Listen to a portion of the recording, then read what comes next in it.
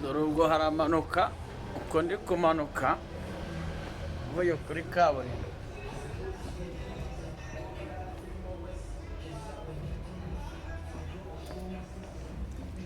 Kumanuka nyine ndeba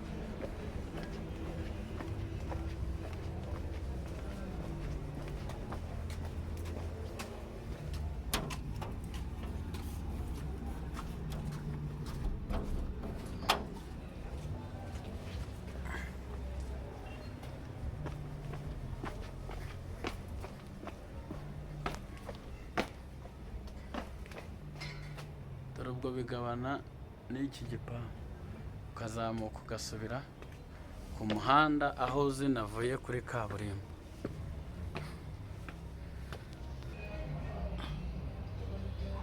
Dore ubwo ayo ni amazu arimo, ntabwo mbonye uko ninjira.